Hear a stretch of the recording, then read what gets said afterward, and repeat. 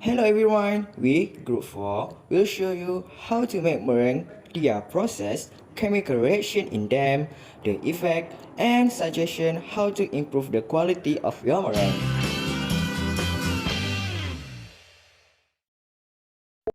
When egg white are whipped, the egg protein unfold and cross-link to form a network that stabilizes this air bubble. At the same time, the sugar dissolves on the water from the egg to form a viscous liquid. Now, this liquid is less likely to drain away and collapse the structure.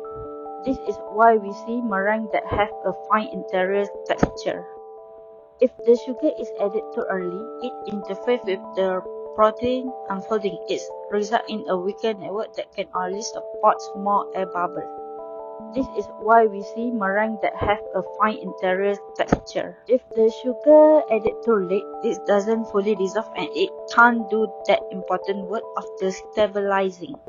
Adding the sugar after a brief amount of whipping gives this protein network time to form while leaving enough time for the sugar to dissolve. For ideal volume and stability, add the sugar to the whipped egg white after the egg have started to get foamy for 45 to 60 seconds, but well before they start to form peaks. How the chemical reaction affects the quality of the food product. Protein-protein interaction. When the egg white was beaten, the watery amino acids inside the egg white will clump close to each other. Then, the water molecules from the egg whites, the air, and the amino acid will join together into the best position they lie. So, the forming property of the protein has been shown. The final product of the meringue is fluffy. For the Maillard reaction, it usually occurs in high temperature. This Maillard reaction takes place in which proteins and sugars react to form new flavorful compounds. However, excessive Maillard reactions are undesirable for a meringue.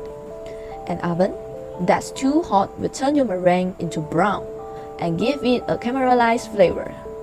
At the same time, if accidentally undercooked meringue, it will be responsible for a food poisoning since it is uncooked eggs. For denaturation, when making a meringue, the egg white proteins must first be disabled by breaking down their chemical bonds.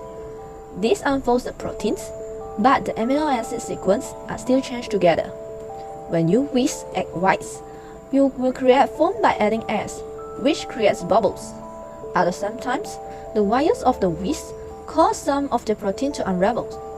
Denaturing exposes some of the hydrophobic amino acids, which move to the air bubbles to get away from water in the egg white. As protein coat the air bubbles, the hydrophobic amino acid begins to react with each other.